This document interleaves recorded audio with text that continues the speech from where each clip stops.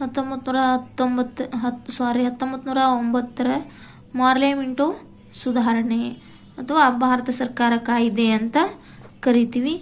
ಈ 1909 ಮಾರ್ಲೆ ಮಿಂಟೋ ಸುಧಾರಣೆ ಹಿನ್ನೆಲೆಯನ್ನು ನೋಡೋದಾದ್ರೆ, ಇಲ್ಲಿ 19ನೇ ಶತಮಾನದಲ್ಲಿ ಘಟಿಸಿದಂತಹ ಸಿಪಾಯಿಗಳ ದಂಗೆ ಮತ್ತು ಇತರ ಹೋರಾಟಗಳು ಏನಂತಂದ್ರೆ ಬ್ರಿಟಿಷರ ಆಳ್ವಿಕೆ ಕುರಿತಾದಂತಹ ಒಂದು ಭಾರತೀಯರ ಒಂದು ಅಸಮಾಧಾನವನ್ನ ವ್ಯಕ್ತಪಡಿಸ್ತವು.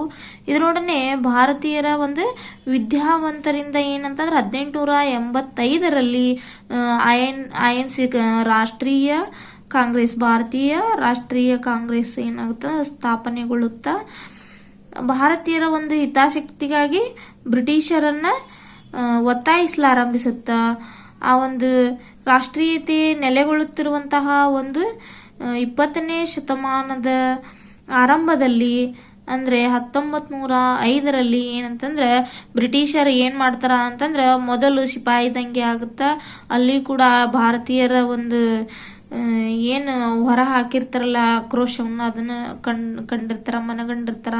ಹಾಗೆ ಇವರು 85ರಲ್ಲಿ ಒಂದು ರಾಷ್ಟ್ರೀಯ ಕಾಂಗ್ರೆಸ್ ಅನ್ನುವಂತಹ ಒಂದು ಪಕ್ಷವನ್ನ ಸಂಸ್ಥೆಯನ್ನ ಸ್ಥಾಪನೆ ಮಾಡಿ ಒಂದು ಭಾರತೀಯರ ಹಿತಾಸಕ್ತಿಗಾಗಿ ಏನಂತಂದ್ರ ಅವ್ರನ್ನ ಒತ್ತಾಯ ಮಾಡ್ಲಿಕ್ಕೆ ಪ್ರಾರಂಭ ಮಾಡ್ತಾರ. ಇದನ್ನೆಲ್ಲ ಮನಗಂಡಂತಹ ಬ್ರಿಟಿಷರು ಏನಂತಂದ್ರೆ ಹೇಗಾದ್ರೂ ಮಾಡಿ ಈ ಭಾರತೀಯರ ಒಕ್ಕಟ್ಟನ್ನ ಒಡಿಬೇಕು ಅನ್ನುವಂತಹ ಒಂದು ಮನಸ್ಥಿತಿಯಿಂದ ಏನಂತಂದ್ರೆ 1905ರಲ್ಲಿ ಲಾರ್ಡ್ ಕರ್ಜನ್ ಏನ್ ಮಾಡ್ತಾನ ಅಂತಂದ್ರೆ ಬಂಗಾಳದ ವಿಭಜನೆಯನ್ನ ಮಾಡ್ತಾನೆ. ಇದು ಬಂಗಾಳದ ವಿಭಜನೆ ಮಾಡ್ಲಿಕ್ಕೆ ಕಾರಣ ಏನಾಗಿತ್ತಂದ್ರೆ ಇಲ್ಲಿ ಹಿಂದೂ ಮುಸ್ಲಿಮರ ಒಂದು ಐಕ್ಯತೆಯನ್ನ ನಾಶಗೊಳಿಸಬೇಕಾಗಿತ್ತು. ನಮ್ಮಲ್ಲಿ ಅಂದ್ರೆ ಭಾರತೀಯರಲ್ಲೇ ಒಡಕನ್ನ ಮುಡಿಸಿ ಅಂದ್ರೆ ಒಡೆದು ಆಳುವ ನೀತಿ ಇವರದಾಗಿರ್ತೈತಿ.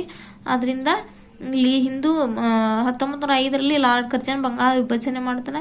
ಇಲ್ಲಿ ಹಿಂದೂ ಮುಸ್ಲಿಂ ಐಕ್ಯತೆ ನಾಶಗೊಳ್ತೈತಿ.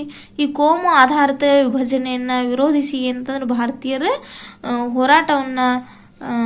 ಹೋರಾಟವನ್ನ ಮಾಡ್ಲಿಕ್ಕೆ ಮುಂದಾಗ್ತಾರ. ಈ ಹೋರಾಟವನ್ನ ಮಾಡ್ಲಿಕ್ಕೆ ಮುಂದಾಗ್ತಾರ.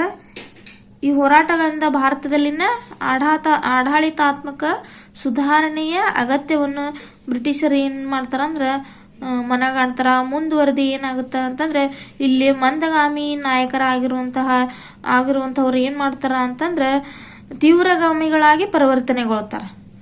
ಅಂದ್ರೆ ಏನ್ ಮಂದಗಾಮಿಗಳಾಗಿ ಅಂದ್ರೆ ಸತ್ಯ, ಹಿಂಸೆ, ಹೀಗೆ ಗಾಂಧೀಜಿಯವರ ಒಂದು ತತ್ವವನ್ನ ಪಾಲನೆ ಮಾಡುವಂತಹ ಮಂದಗಾಮಿಗಳು ಯಾವಾಗ ಇವರು ಒಡೆದಾಳುವ ನೀತಿಯನ್ನ ತಂದ್ರು, ಯಾವಾಗ ಇವರು ಇಷ್ಟು ಒತ್ತಾಯಗಳನ್ನ ಮಾಡಿದ್ರು ಕೂಡ ಬ್ರಿಟಿಷರು ಇವರ ಒಂದು ಬೇಡಿಕೆಗಳನ್ನ ಅಥವಾ ಇವರ ಭಾರತೀಯರ ಒಂದು ಸುಧಾರಣೆಯನ್ನ ಕೈಗೊಳ್ಳಿಲ್ಲ. ಅವಾಗ ಏನಂತಂದ್ರೆ ಆ ಒಂದು ಮಂದಗಾಮಿ ನಾಯಕರು ಆಕ್ರಮಣಕಾರಿ ವಿಧಾನಗಳನ್ನೇ ತೀವ್ರಗಾಮಿಗಳಾಗಿ ಪರಿವರ್ತನೆಗೋಸ್ಕರ 1906ರಲ್ಲಿ ಏನಂತಂದ್ರೆ ಗೋಖಲೆ ಅವರು ಏನಂತಂದ್ರೆ ಸ್ವರಾಜ್ಯವನ್ನ ಪ್ರತಿಪಾದನೆ ಮಾಡ್ತಾರೆ. ಯಾರು ಗೋಖಲೆ ಅವರು 1906ರಲ್ಲಿ ಸ್ವರಾಜ್ಯವನ್ನ ಏನಂತಂದ್ರ ಪ್ರತಿಪಾದನೆ ಮಾಡ್ತಾರ. ಅಲ್ಲದೆ ಇಂಗ್ಲೆಂಡಿನಲ್ಲಿ ಭಾರತದ ವ್ಯವಹಾರಗಳ ಕಾರ್ಯದರ್ಶಿ ಮಾರ್ಲೆಯನ್ನು ಭೇಟಿಯಾಗ್ತಾರ. ಅಧಿಕ ಸುಧಾರಣೆಗಳನ್ನ ಜಾರಿಗೊಳಿಸಲು ಒತ್ತಾಯವನ್ನ ಮಾಡ್ತಾರ. ಅದೇ ವೇಳೆಗೆ ಏನಂತಂದ್ರ ಮುಸ್ಲಿಂ ನಾಯಕರ ಗುಂಪು ಕೂಡ ಏನಂತಂದ್ರ ಪ್ರತ್ಯೇಕ ಮತಕ್ಷೇತ್ರಗಳ ಬೇಡಿಕೆಯನ್ನ ಮಾರ್ಲೆಯವರ ಮುಂದಿಡುತ್ತ. ಆಗ ಉದಾರವಾದಿಯಾಗಿದ್ದ ಜಾನ್ ಮಾರ್ಲೆ ಭಾರತದ ಆಡಳಿತದಲ್ಲಿ ಸಕಾರಾತ್ಮಕ ಬದಲಾವಣೆ ತರಲು ಬಯಸ್ತಾನ. ಇದರ ಫಲವಾಗಿ ಏನಂತ 1909ರ ಭಾರತ ಪರಿಷತ್ ಕಾಯ್ದೆ ಜಾರಿಗೊಳ್ಳುತ್ತ. ಈ ಕಾಯ್ದೆ ರಚನೆಯಲ್ಲಿ ಅಂದಿನ ಭಾರತದ ವ್ಯವಹಾರಗಳ ಕಾರ್ಯದರ್ಶಿಯಾಗಿದ್ದ ಲಾರ್ಡ್ ಜಾನ್ ಮಾರ್ಲೆ ಮತ್ತು ಭಾರತದ ಗವರ್ನರ್ ಜನರಲ್ ಆಗಿದ್ದ ಲಾರ್ಡ್ ಮಿಂಟೋ ಪ್ರಧಾನ ಪಾತ್ರ ವಹಿಸ್ತಾರ. ಆದ್ರಿಂದ ಇದಕ್ಕೆ ಮಾರ್ಲೆ ಮಿಂಟೋ ಸುಧಾರಣೆ ಅಂತಂದು ಇದು ಹೆಸರು ಬರ್ತೈತಿ. ಈ ಮಾರ್ಲೆ ಮಿಂಟೋ ಸುಧಾರಣೆಯ ಪ್ರಮುಖ ನಿಬಂಧನೆಗಳನ್ನ ನೋಡೋದಾದ್ರೆ ಮೊದಲನೇದು ಶಾಸನ ಪರಿಷತ್ತುಗಳ ವಿಸ್ತರಣೆ. ಇಲ್ಲಿ ಕೇಂದ್ರ ಮತ್ತು ಪ್ರಾಂತ್ಯಗಳ ಶಾಸನ ಪರಿಷತ್ತುಗಳ ಗಾತ್ರವನ್ನ ಅಂದ್ರೆ ಜನಸಂಖ್ಯೆಯನ್ನ ವಿಸ್ತರಿಸಲಿಕ್ಕೆ ಅವಕಾಶವನ್ನ ಈ 1909ರ ಕಾಯ್ದೆ ಕಲ್ಪಿಸಿಕೊಡುತ್ತಾ. ಕೇಂದ್ರ ಶಾಸಕಾಂಗ ಸದಸ್ಯರ ಸಂಖ್ಯೆಯು 16 ಇರ್ತೈತಿ ಮೊದಲು, ಅದು 16ರಿಂದ 60 ಸಂಖ್ಯೆಗೆ ಹೆಚ್ಚಿಸಲಾಗುತ್ತೆ. ಜೊತೆಗೆ ಬಂಗಾಳ, ಮದ್ರಾಸ್, ಬಾಂಬೆ ಮತ್ತು ಯುನೈಟೆಡ್ ಪ್ರಾವಿನ್ಸ್ಗಳ ಶಾಸನ ಪರಿಷತ್ತಿನ ಸದಸ್ಯರ ಸಂಖ್ಯೆನ 50 ಸಂಖ್ಯೆಗೆ ನಿಗದಿಪಡಿಸಲಾಗುತ್ತೆ. ಮತ್ತೆ ಪಂಜಾಬ್, ಬರ್ಮಾ ಮತ್ತು ಅಸ್ಸಾಂ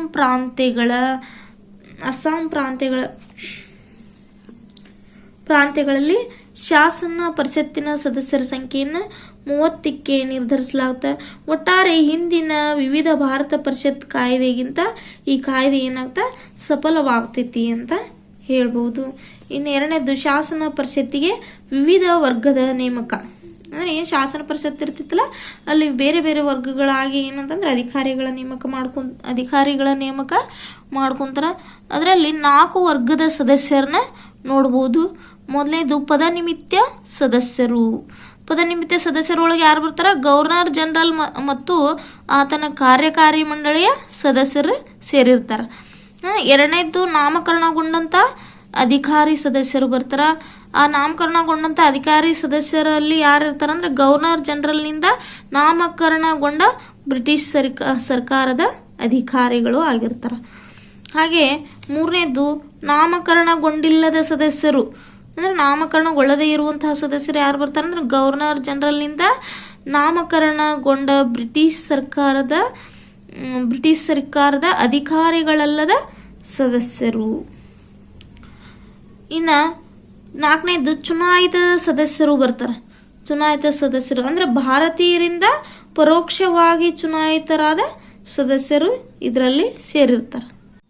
3ನೇದು ಪರೋಕ್ಷ ಚುನಾವಣೆಗೆ ಅವಕಾಶ. ಪರೋಕ್ಷ ಮತ್ತು ಸೀಮಿತ ಚುನಾವಣಾ ಅವಕಾಶಗಳನ್ನು ಭಾರತೀಯರಿಗೆ ಈ ಕಾಯ್ದೆ ಒದಗಿಸುತ್ತಾ. ಅಂದ್ರೆ ಸ್ಥಳೀಯ ಸೀಮಿತ ವರ್ಗಗಳ ಮತದಾರರು, ಭೂಮಾಲೀಕರು, ವಿಶ್ವವಿದ್ಯಾಲಯಗಳು, ಚೇಂಬರ್ಸ್ ಆಫ್ ಕಾಮರ್ಸ್, ವ್ಯಾಪಾರಿ ಸಮುದಾಯಗಳು ಮತ್ತು ಮುಸಲ್ಮಾನರು ಮತ ಚಲಾಯಿಸಿ ಮತದಾರರ ವರ್ಗವನ್ನು ನೇಮಿಸುತ್ತಿದ್ರು. ಈ ವರ್ಗವು ಏನಂತಂದ್ರೆ ಪ್ರಾಂತೀಯ ಶಾಸನ ಪರಿಷತ್ತಿನ ಸದಸ್ಯರನ್ನ, ಕೇಂದ್ರ ಶಾಸನ ಸಭೆಯ ಸದಸ್ಯರನ್ನ ಚುನಾಯಿಸುತ್ತಿದ್ದರು. ಹೀಗೆ ಪರೋಕ್ಷ ಚುನಾವಣೆಯ ಮೂಲಕ ಏನಂತಂದ್ರೆ ಚುನಾವಣೆಗಳಿಗೆ ಕಾಯ್ದೆಯು ಆಸ್ಪದವನ್ನು ಕಲ್ಪಿಸಿತು. ಅಂದ್ರೆ ಒಂದು ಮತದಾರರ ವರ್ಗವನ್ನ ಏನಂತಂದ್ರೆ ಮೊದಲು ಚುನಾಯಿಸೋದು. ಆ ಚುನಾಯಿಸಿದಂತಹ ಒಂದು ವರ್ಗ ಏನಂತಂದ್ರೆ ಈ ಒಂದು ಪ್ರಾಂತೀಯ ಶಾಸನ ಪರಿಷತ್ತಿನ ಸದಸ್ಯರನ್ನ, ಕೇಂದ್ರ ಶಾಸನ ಸಭೆ ಸದಸ್ಯರನ್ನ ಚುನಾಯಿಸ್ತಿದ್ರು. ಹೀಗೆ ಪರೋಕ್ಷ ಚುನಾವಣೆ ಮೂಲಕ ಚುನಾವಣೆಗಳಿಗೆ ಕಾಯ್ದೆ ಏನಂತಂದ್ರೆ ಅವಕಾಶವನ್ನು ನೀಡಿತು. ಇನ್ನು ನೆಕ್ಸ್ಟ್ 4ನೇದು ಮುಸಲ್ಮಾನರಿಗೆ ಪ್ರತ್ಯೇಕ ಮತಕ್ಷೇತ್ರಗಳ ಸ್ಥಾಪನೆ. ಇಲ್ಲಿ ಏನಂತಂದ್ರೆ ಇಲ್ಲಿ ಮುಸ್ಲಿಂ ಒಂದು ಗುಂಪು ಏನಂತಂದ್ರೆ ಹೋಗಿ ಮಾರ್ಲೆಯವರ ಮುಂದೆ ಒಂದು ಬೇಡಿಕೆಯನ್ನು ಇಡ್ತೈತಿ. ಅಲ್ಲಿ ಅವ್ರಿಗೆ ಬ್ರಿಟಿಷರು ಬೇಕಾಗಿರೋದು ಅದು ಬೇಕಾಗಿರ್ತೈತಿ. ಇವರು ಒಂದು ಒಕ್ಕಟ್ಟನ್ನ ಯಾವಾಗ ಒಡೆದ್ವಿ ಅಂದ್ರೆ ಒಕ್ಕಟ್ಟನ್ನು ಒಡೆದ್ರೆ ಅಲ್ಲಿ ಏನಾಗ್ತಿತ್ತು ಆಟೋಮೆಟಿಕ್ ಆಗಿ ಏನು ರಾಷ್ಟ್ರೀಯ ಕಾಂಗ್ರೆಸ್ ಅನ್ನ ಕಟ್ಕೊಂಡು ಒಂದು ಭಾರತದ ಒಂದು ಹಿತಾಸಕ್ತಿಗಾಗಿ ಅಥವಾ ಭಾರತೀಯರ ಒಂದು ಸುಧಾರಣೆಗೆ ಒತ್ತಾಯಿಸಿ ಏನು ಹೋರಾಟ ನಡೆತಿದ್ವಲ್ಲ ಆ ಹೋರಾಟ ಏನಾಗುತ್ತಂದ್ರೆ ಕುಂಠಿತಗೊಳ್ಳುತ್ತೆ ಅನ್ನೋದು ಅವ್ರಿಗೆ ಗೊತ್ತಿತ್ತು. ಇಲ್ಲಿ ಅವ್ರು ಬಯಸಿದ್ದು ಅದಾತ, ಇವ್ರು ಮಾಡಿದ್ದು ಅದೇ ಆಗಿರ್ತೈತಿ. ಆದ್ರಿಂದ ಇವ್ರ ಬೇಡಿಕೆನ ಎಷ್ಟು ಲಘು ಈಡೇರಿಸ್ತಾರ ಅಂತಂದ್ರೆ ಮುಸಲ್ಮಾನರಿಗೆ ಪ್ರತ್ಯೇಕ ಮತಕ್ಷೇತ್ರಗಳ ಒಂದು ಸ್ಥಾಪನೆಯನ್ನು ಮಾಡಿಕೊಡ್ತಾರ. ಹಿಂದೂಗಳಿಂದ ಅವರನ್ನು ಪ್ರತ್ಯೇಕಿಸುವ ಕಾರಣಕ್ಕೆ ಏನ್ ಮಾಡ್ತಾನೆ, ಮುಸಲ್ಮಾನರಿಗಾಗಿ ಪ್ರತ್ಯೇಕ ಮತಕ್ಷೇತ್ರಗಳನ್ನು ಕಾಯ್ದೆ ಗುರುತಿಸುತ್ತ. ಮುಸ್ಲಿಂ ಪ್ರತ್ಯೇಕ ಮತಕ್ಷೇತ್ರದಲ್ಲಿ ಮುಸ್ಲಿಮರು ಮಾತ್ರ ಮತ ಚಲಾಯಿಸಿ ಮುಸ್ಲಿಂ ಪ್ರತಿನಿಧಿಯನ್ನ ಆಯ್ಕೆ ಮಾಡ್ತಿದ್ರು. ಈ ಅವಕಾಶವನ್ನು ಒದಗಿಸಿ ಕೋಮುವಾದವನ್ನು ಕಾನೂನುಬದ್ಧಗೊಳಿಸುವುದರ ಪರಿಣಾಮ ಲಾರ್ಡ್ ಮಿಂಟೋ ಕೋಮುವಾದಿ ಮತಕ್ಷೇತ್ರದ ಪಿತಾಮಹ ಅಂತ ಅನ್ಸಿದ್ರು. ಅದಕ್ಕೆ ಈಗ ಕೋಮುವಾದಿ ಮತಕ್ಷೇತ್ರದ ಪಿತಾಮಹ ಅಂತ ಯಾರನ್ನ ಕರೀತಾರ ಅಂದ್ರೆ ಲಾರ್ಡ್ ಮಿಂಟೋವನ್ನ ಕರೀತಾರ. ಯಾಕಂದ್ರೆ ಅವನ ಒಂದು ಅಧ್ಯಕ್ಷತೆಯಲ್ಲಿ ಈ ಕಾಯ್ದೆ ಬಂದಿರ್ತೈತಿ. ನೆಕ್ಸ್ಟ್ 5ನೇದು ಶಾಸನೀಯ ಪರಿಷತ್ತಿನಲ್ಲಿ ಭಾರತೀಯರಿಗೆ ಸದಾವಕಾಶ. ಕೇಂದ್ರ ಮತ್ತು ಪ್ರಾಂತ್ಯ ಶಾಸನ ಸಭೆಯಲ್ಲಿ ಭಾರತೀಯರಿಗೆ ಹಲವು ಅವಕಾಶಗಳನ್ನು ಕಲ್ಪಿಸಿತ್ತು. ಆಯವ್ಯಯ ಆ ಅವಕಾಶಗಳು ಯಾವಂದ್ರೆ ಆಯವ್ಯಯ ಮತ್ತು ಸಾರ್ವಜನಿಕ ಮಹತ್ವವುಳ್ಳ ವಿಷಯಗಳನ್ನ ಚರ್ಚಿಸಲು ಭಾರತೀಯರಿಗೆ ಅವಕಾಶ. ವಿದೇಶಾಂಗ ವ್ಯವಹಾರ ಮತ್ತು ದೇಶೀಯ ಸಂಸ್ಥಾನಗಳನ್ನು ಹೊರತುಪಡಿಸಿ ನಿಲುವಳಿ ಮಂಡಿಸಲು ಮತ್ತು ಪ್ರಶ್ನೆಗಳನ್ನು ಕೇಳಲು ಭಾರತೀಯ ಸದಸ್ಯರಿಗೆ ಅವಕಾಶ. ನೋಡ್ರಿ, ಇದು ಏನು ಅವಕಾಶವನ್ನು ನೀಡ್ತೋ ಆ ಹಿಂದಿನ ಶಾಸನಗಳು ಕೂಡ ಆಯವ್ಯಯ ಮತ್ತು ಶಾಸನ ಪರಿಷತ್ತಿನಲ್ಲಿ ಪ್ರಶ್ನೆ ಮಾಡುವಂತಹ, ಚರ್ಚಿಸುವಂತಹ ಅಧಿಕಾರವನ್ನು ಭಾರತೀಯರಿಗೆ ನೀಡಿತ್ತು. ಇದು ಕೂಡ ಈ ಕಾಯ್ದೆಯನ್ನು ಕೂಡ ಅದರ ಹೊರತಾಗಿ ಅಂದ್ರೆ ಹೆಚ್ಚಿನ ಒಂದು ಅಧಿಕಾರವನ್ನು ಅಂದ್ರೆ ನಿರ್ಧಾರ ಕೈಗೊಳ್ಳುವಂತಹ ಅಧಿಕಾರ ಈ 9ರ ಕಾಯ್ದೆಯಲ್ಲೂ ಕೂಡ ಕೊಡಲಿಲ್ಲ. ಇಲ್ಲಿ ಕೂಡ ಸೇಮ್ ಏನಂತಂದ್ರೆ ಆಯವ್ಯಯ ಮತ್ತು ಸಾರ್ವಜನಿಕ ಮಹತ್ವವುಳ್ಳ ವಿಷಯಗಳನ್ನ ಚರ್ಚಿಸುವುದು ಮತ್ತು ಪ್ರಶ್ನೆ ಮಾಡುವ ಒಂದು ಅಧಿಕಾರವನ್ನು ಮಾತ್ರ ಭಾರತೀಯ ಸದಸ್ಯರಿಗೆ ಕೊಡ್ತಾರೆ. ಇನ್ನು ನೆಕ್ಸ್ಟ್ ಗವರ್ನರ್ ಜನರಲ್ನ ಕಾರ್ಯಕಾರಿ ಮಂಡಳಿಯಲ್ಲಿ ಭಾರತೀಯರಿಗೆ ಅವಕಾಶ. ಇಲ್ಲೇಂತ ಗವರ್ನರ್ ಜನರಲ್ನ ಒಂದು ಕಾರ್ಯಕಾರಿ ಮಂಡಳಿಗೆ ಭಾರತೀಯರನ್ನು ಸೇರಿಸಿಕೊಳ್ಳಲು ಅವಕಾಶವನ್ನು ಈ 1909 ಕಾಯ್ದೆ ಕಾರ್ಯಕಾರಿ ಮಂಡಳಿಗೆ ಭಾರತೀಯರನ್ನು ಸೇರಿಸಿಕೊಳ್ಳಲು ಅವಕಾಶ ಕಲ್ಪಿಸಿಕೊಡ್ತ. ಈ ಅವಕಾಶವನ್ನು ಮೊದಲು ಪಡೆದವರು ಯಾರು ಅಂತಂದ್ರೆ ಸತ್ಯೇಂದ್ರ ಪ್ರಸಾದ್ ಸಿನ್ಹಾ. ಕಾರ್ಯಕಾರಿ ಮಂಡಳಿ ಸೇರಲು ಅವಕಾಶ ಪಡೆದ ಮೊದಲ ಭಾರತೀಯ ಅಂದ್ರೆ ಸತ್ಯೇಂದ್ರ ಪ್ರಸಾದ್ ಸಿನ್ಹಾ ಕಾರ್ಯಕಾರಿ ಮಂಡಳಿಯ ಸದಸ್ಯರಾಗ್ತಾರ. ಭಾರತೀಯರ ವ್ಯವಹಾರಗಳ ರಾಜ್ಯ ಕಾರ್ಯದರ್ಶಿಯ ಪರಿಷತ್ತಿಗೆ 2 ಭಾರತೀಯರು ನಾಮಕರಣಗೊಳ್ಳಲು ಅವಕಾಶವನ್ನು 1909 ಕಾಯ್ದೆ ಏನಂತಂದ್ರೆ ನೀಡ್ತೈತಿ. ಇನ್ನು 1909 ಕಾಯ್ದೆಯ ಮೌಲ್ಯಮಾಪನ ಮೊದಲನೇದಾಗಿ ನೋಡೋದಂದ್ರೆ ಪ್ರತ್ಯೇಕ ಮತಕ್ಷೇತ್ರ ನೀಡಿ ದೇಶದಲ್ಲಿ ಕೋಮುವಾದ ಬಲಗೊಂಡು ದೇಶ ವಿಭಜನೆ ಮಟ್ಟ ತಲುಪುವ ಬುನಾದಿಯನ್ನು ಈ 9ರ ಕಾಯ್ದೆ ಹಾಕ್ತು ಅಂತಂದ್ರೆ ಇದೇನು ತಪ್ಪಾಗಂಗಿಲ್ಲ. ಯಾಕಂದ್ರೆ ಕೋಮು ಮತಕ್ಷೇತ್ರಕ್ಕೆ ಅಂದ್ರೆ ಕೋಮು ಚುನಾವಣೆ ದೇಶವನ್ನು ಇಬ್ಬಾಗ ಮಾಡಂತ ಅಂದ್ರೆ ಐಕ್ಯತೆಯನ್ನು ಒಡೆದಂಥ ಕಾಯ್ದೆ ಇದಾಗಿರ್ತೈತಿ. ಇನ್ನು 2ನೇದು ರಾಜಕೀಯವಾಗಿ ಜನರ ಗಮನವನ್ನು ಕೇಂದ್ರೀಕರಿಸ್ತೈತಿ. 3 ಶಾಸನ ಸಭೆಯ ಗಾತ್ರವನ್ನು ವಿಸ್ತರಿಸಲಾಗುತ್ತೆ, ಆದರೆ ಅಧಿಕಾರ ಹೆಚ್ಚಿಸಲಿಲ್ಲ. ನೋಡ್ರಿ, ಶಾಸನ ಸಭೆಗೆ ಸದಸ್ಯರ ಸಂಖ್ಯೆಯನ್ನು ಹೆಚ್ಚಿಸ್ತು, ಅದರಲ್ಲಿ ಏನು ಅಧಿಕಾರವನ್ನು ಕೊಡ್ತು? ಹಿಂದಿದ್ದಂಥ ಕಾಯ್ದೆಗಳಲ್ಲಿ ಏನು ಆಯವ್ಯಯ ಬಗ್ಗೆ ಒಂದು ಶಾಸನ ಪರಿಷತ್ನಲ್ಲಿ ಏನಂತಂದ್ರೆ ಚರ್ಚೆ ಮಾಡೋದು, ಪ್ರಶ್ನೆಗಳನ್ನ ಮಾಡೋದು, ಇಷ್ಟೇ ಅಧಿಕಾರ ಕೊಟ್ಟಿತ್ತಲ್ಲ, ಇದ್ರೊಳಗೂ ಕೂಡ ಅಷ್ಟೇ ಅಧಿಕಾರವನ್ನು ಕೊಡ್ತು.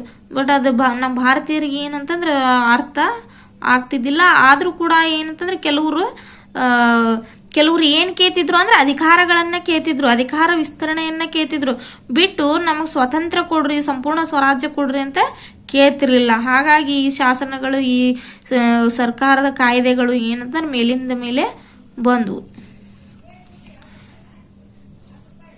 ನೆಕ್ಸ್ಟ್ 4ನೇದು ಪ್ರಾಂತೀಯ ಶಾಸನ ಸಭೆಯ ಅಧಿಕಾರಿಗಳಲ್ಲಿದ್ದ ಸದಸ್ಯರ ಸಂಖ್ಯೆ ಅಧಿಕವಾಗಿದ್ದರೂ ಹೆಚ್ಚು ಪ್ರಯೋಜನಕಾರಿ ಎನಿಸಲಿಲ್ಲ. ನೆಕ್ಸ್ಟ್ ಗವರ್ನರ್ ಜನರಲ್ನ ವಿಟೋ ಅಧಿಕಾರವನ್ನು ಬದಲಿಸುವ ಅಥವಾ ಸುಧಾರಿಸುವ ನಿಟ್ಟಿನಲ್ಲಿ ವಿಫಲಗೊಂಡಿತು.